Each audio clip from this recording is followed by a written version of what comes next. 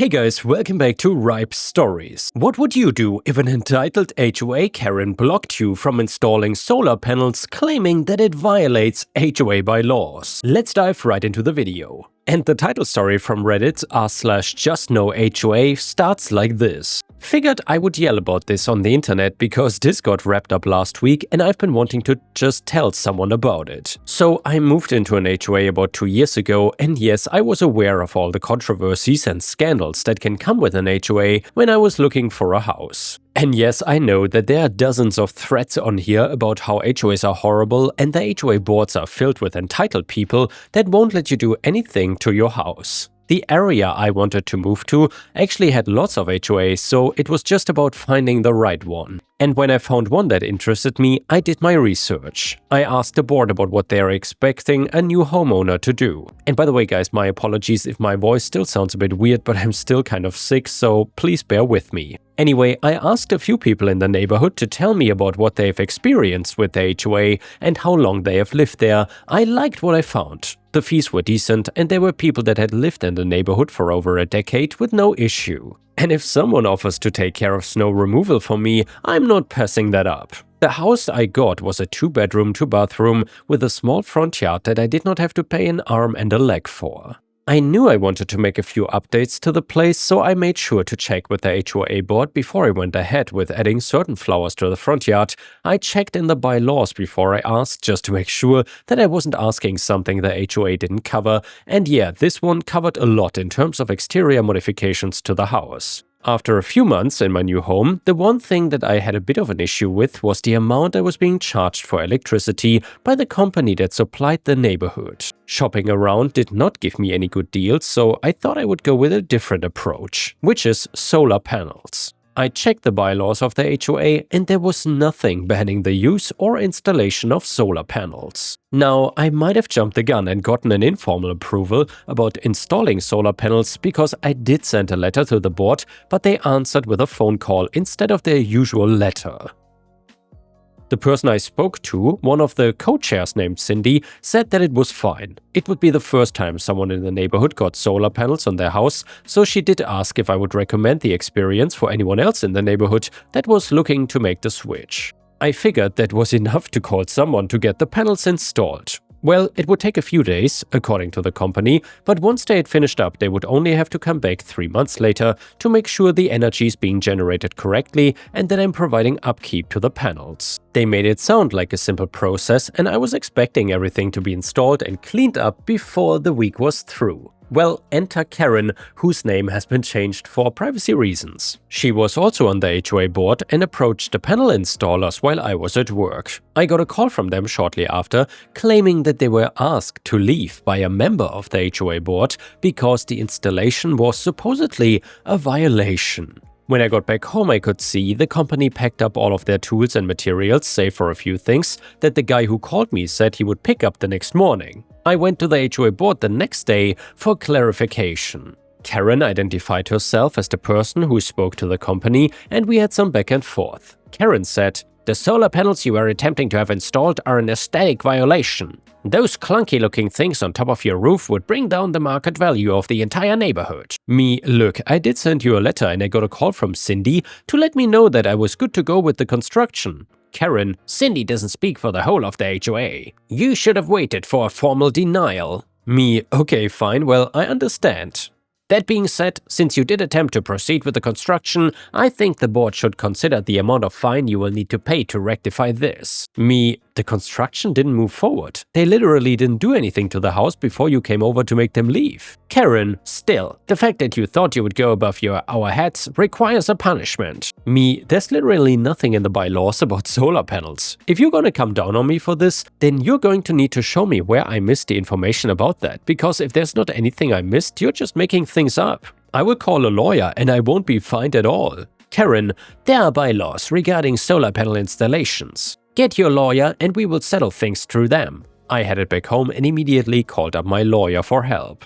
And yeah, I went through the bylaws again, checking if there was anything mentioning aesthetic rules on solar panels, but there was nothing. And I made sure I was looking at the most recent edition of the bylaws too, so I was not reading something from years ago. The lawyer told me I should look into the area's laws regarding solar panels and if the HOA had a right to block their installation in the first place. By the way, I live in Ohio, and the most recent law they passed regarding installation was that an HOA could ban installations of solar panels through a declaration which needs to be voted on by the entirety of the neighborhood. It seemed like Karen and the board had not done that though, and Karen was just trying to scare me out of trying to get these solar panels installed.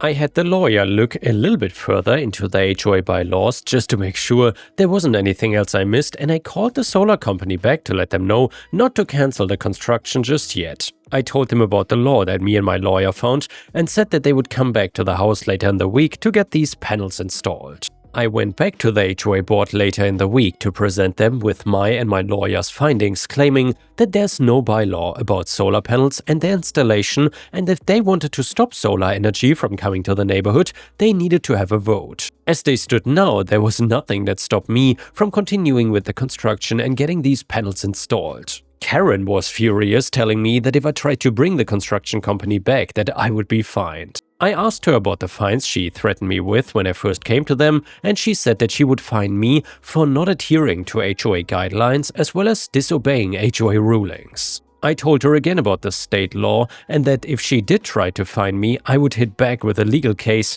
I really didn't want to have to go to court, but if she was going to keep it up, I would do it. I left and made sure that my lawyer knew that she was not budging. Then came the social media posts. Karen was a Facebook fan and posted a lot on the HOA group on that website. She started something of a smear campaign against me, subtly hinting that there was someone in the neighborhood that did not take the HOA rulings or bylaws seriously, and someone like that should not be allowed to live in this neighborhood. A few people liked her post and showed their support for her, completely out of context of what exactly happened between me and the HOA board. She made no mention of it being solar panels, so a lot of people were on her side because of her vague language. I decided that going to the HOA board directly was not enough. I had my lawyer send a letter on my behalf citing the state laws once more and threatening a lawsuit because of the ongoing harassment and threat of fines. My lawyer was then brought in touch with the HOA's lawyer, who read through the letter and wanted to confirm if it was the entire HOA board that was against my solar panels or just a few members. My lawyer cited Karen as the main instigator, also showing off printouts of the Facebook discussion she was having with other people in the neighborhood about me. She did mention my name in the comments of the post, so not in the post itself, and it was clear that I was being targeted directly. The HOA lawyer went to the board and told them that they were violating a state law by stopping me from having solar panels installed. He even brought me into a meeting with the board and read through a few of the bylaws that Karen tried to convince him were in regards to solar panels and solar energy. None of them were actually about that or even about other forms of alternative energy, so there was nothing in the bylaws that could stop me or other neighbors from using solar, wind or even hydroelectric power to power our homes. The board delivered a formal letter to me the next day letting me know that I was correct in stating that I should be able to install solar panels on my house according to state law. The company came back the day after to officially start working, and as of writing this, I have proper solar energy powering my home. Karen had to take down her Facebook post and apologize to me on the HOA page, but also during the next neighborhood meeting. She did not look very sorry when she did so, but I figured she was just trying to save face. I accepted the apology, thanked the board for listening to me and my concerns, and then requested that I wanted to be an HOA board member in order to make sure that the bylaws and state laws were being followed throughout the neighborhood. I kind of surprised myself with that ask, but I didn't want another person to have to go through what I did in order to get justice. The board did just lose a seat as I'm writing this because Karen resigned. Wish me luck that I can get the vacant spot. And yeah guys, it seems like OP might become the villain in the story instead of the Karen that just resigned. Just kidding, of course. I can understand why OP is doing this, however I'm curious, if you would have been in OP's shoes, would you have then also tried to join the HOA board and essentially become one of them? Let me know in the comment. The next one is another absolutely insane homeowner association story that is titled, "Can the HOA steal my dad's house for failing to mow his lawn?" So I've been a lurker on r/legal advice for years, but I never thought that I would be posting here myself. What is happening to my dad seems so absurd that I can barely believe it is real, but here we are. So my dad is about to lose his home of 23 years over lawn maintenance. I'm desperate for any legal advice you can offer. So my dad, 68, has lived in the same suburban neighborhood since I was a kid. It's one of those places with wide streets, similar looking houses, and a very active HOA. Growing up, he has always been meticulous about keeping our house in perfect condition. He would spend weekends on ladders, cleaning gutters, resealing the driveway, or trimming hedges into perfect shapes. The yard was his pride and joy. Things changed about 3 years ago when his health took a turn. He was diagnosed with type 2 diabetes that quickly progressed to where he now needs insulin. Along with that came neuropathy in his feet that makes standing and walking painful. Well, last year he also developed diabetic retinopathy that affected his vision. The medical bills hit hard.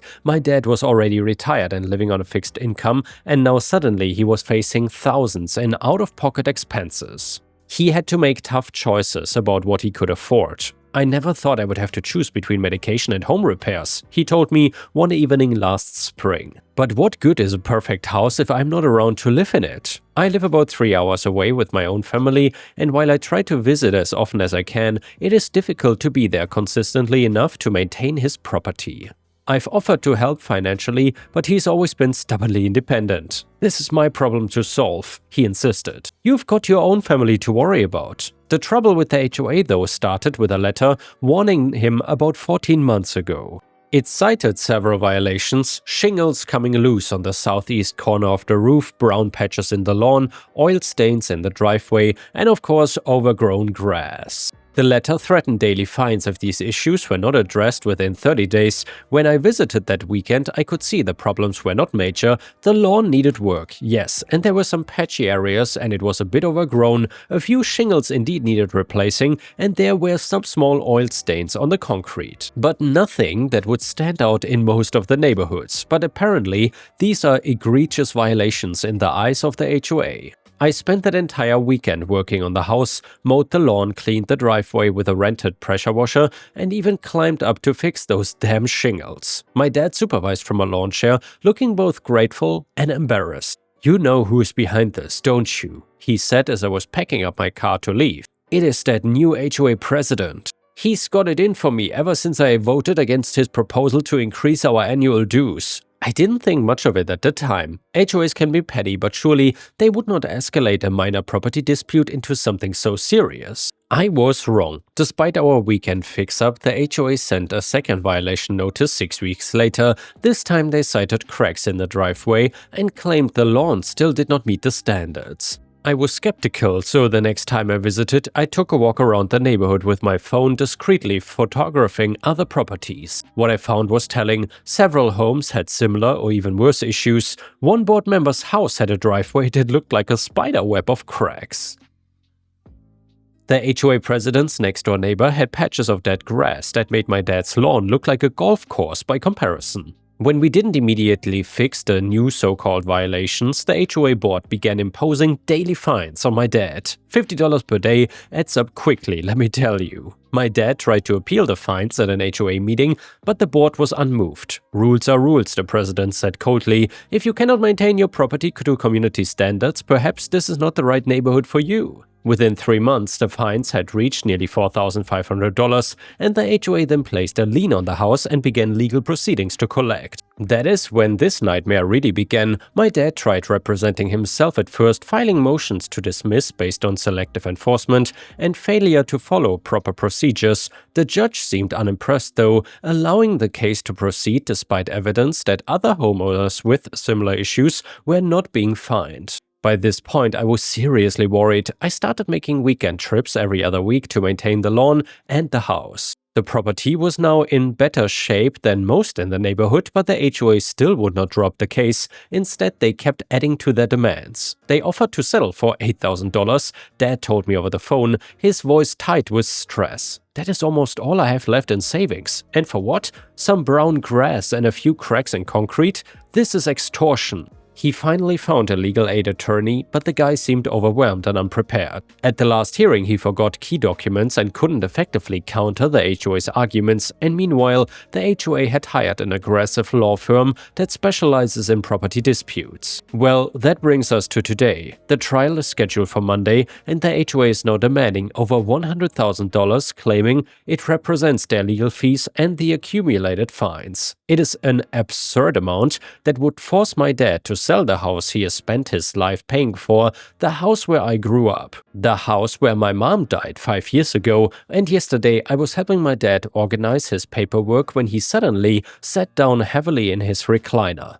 "I don't understand why they are doing this," he said, his voice cracking. "I've lived here for more than 2 decades. I've served on committees, volunteered for neighborhood cleanups. I thought these people were my community." I did not have the heart to tell him what I suspected, which was that the HOA sees his house as an opportunity. Property values in the area have skyrocketed, and a forced sale would likely mean a newer, wealthier resident moving in. The lawyer has been of little help, by the way. When I called him yesterday to go over the case strategy, he seemed distracted and kept putting me on hold to deal with other clients. "Look," he finally said, "these HOA cases are tough. The courts tend to enforce the contracts homeowners signed even when the enforcement seems harsh. So yeah, here I am, Reddit. The trial is on Monday. My dad is facing the loss of his home over lawn care issues that have already been fixed. We have documented the selective enforcement with photos and timestamps. We have records showing that we addressed the original complaints, but the HOA keeps moving the goalposts and the legal system seems to be letting them.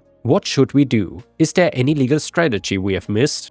Any way to fight this that might actually work? I'm desperate for any advice you can offer. And yeah guys, if you would be in this position, what would you do? What would you suggest OP to do? This is heartbreaking, to be honest. Anyway, a comment said, "Lawyer here, get the trial postponed immediately and find a competent attorney. Your father's health issues may trigger protection under the Americans with Disabilities Act and Fair Housing Act too. The HOA has a legal obligation to provide reasonable accommodation, also collect evidence from neighbors willing to testify about similar conditions on their properties without enforcement. Selective enforcement is a valid defense against HOA action." And now guys, fortunately, we have an update to the story. And by the way, let me know in the comments if you enjoy these legal advice videos. To be honest, I really missed legal advice, so I really enjoy reading from this subreddit. Also give the video a like, because that would help me tremendously. Thank you so much. So after posting here, I immediately followed the advice to seek a continuance of the trial date. Thankfully, the judge granted a 1-week postponement, giving us precious time to find new representation. Using the resources several of you suggested, we found an attorney that was suitable for the task. She agreed to take the case with a reasonable retainer after reviewing our documentation. Our new attorney immediately filed several motions, one for reasonable accommodation under the Fair Housing Act given my father's documented medical conditions, another one challenging the calculation of fines and legal fees, and a third alleging discriminatory enforcement of the HOA rules. She also helped us collect formal statements from 5 neighbors who had similar or worse property conditions without receiving violations. 2 of them even agreed to testify if needed. One elderly neighbor confided that she had been afraid to speak up before because she feared becoming the next target. "They've been trying to push out the original homeowner for years," she told us, "especially the older folks on fixed incomes. New buyers mean higher dues and bigger budgets for the board to control." The most crucial piece of advice from Reddit was looking into whether the HOA had properly followed all procedural requirements before imposing fines. Our attorney discovered that they had failed to provide proper notice and hearing opportunities as required by both state law and their own bylaws. This procedural failure became the cornerstone of our defense. When we finally had our day in court, our attorney was magnificent. She methodically presented evidence of the HOA's failure to follow proper procedures before imposing fines, selective enforcement with photographic evidence showing worse violations on other properties. Also, the unreasonable nature of the $100,000 demand, my father's good faith efforts to remedy all issues once notified, the need for reasonable accommodation under the Fair Housing Act. Either way, the HOA's attorney seemed stunned by our level of preparation. He kept shuffling through papers, looking increasingly uncomfortable as our evidence mounted. When questioned about the jump from an $8,000 settlement offer to a $100,000 demand, he struggled to provide any reasonable justification. The judge, who had seemed disinterested in my father's previous appearances, was now fully engaged and increasingly concerned by what she was hearing. "Let me understand this correctly," she interrupted at one point. "You are asking this court to authorize taking a man's home because his grass was too long, even though these issues have been remedied already?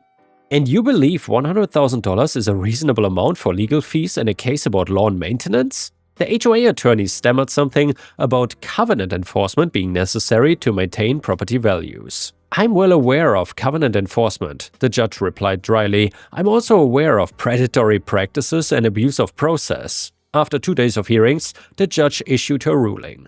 She not only dismissed the HOA's case entirely, but also invalidated all fines imposed, finding that they had been improperly assessed without following required procedures. She ordered the HOA to remove the lien from my father's property immediately and issued a written reprimand to the HOA board for their conduct. Most surprisingly, she awarded my father partial attorney's fees, ruling that the HOA's pursuit of the case after the violations had been remedied constituted bad faith litigation. While homeowner associations serve legitimate purposes in maintaining community standards, she wrote in her opinion, they are not empowered to selectively target vulnerable homeowners or to use procedural violations as profit centers. The court finds that the association's actions in this case crossed the line from legitimate enforcement to harassment. The HOA president looked shell-shocked as we left the courtroom. Several board members avoided eye contact entirely. Added, "As for my father, he's been doing much better now that this stress had been lifted. Several neighbors have reached out to offer help with lawn maintenance,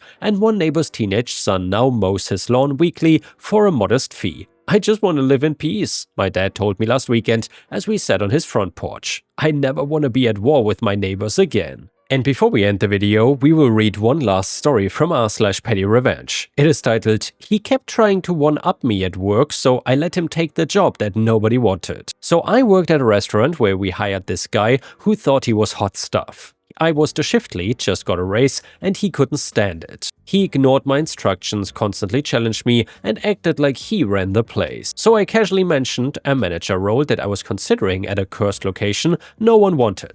He applied just to flex and got it by default, ended up working 120 plus hours a week with garbage pay, no overtime, while I chilled on easy shifts making bank. The store shut down eventually, he got moved, and I am still smiling. And yeah guys, thank you for watching, please check out my endless playlist on the left, and I will see you again tomorrow.